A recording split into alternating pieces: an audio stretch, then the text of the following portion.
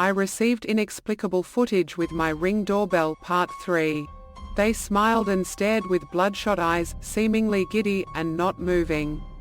The video feed had no sound of any kind, but that only made the picture even more unnerving. I felt like a giant spider's hairy, bristly leg was raking my spinal column from the inside.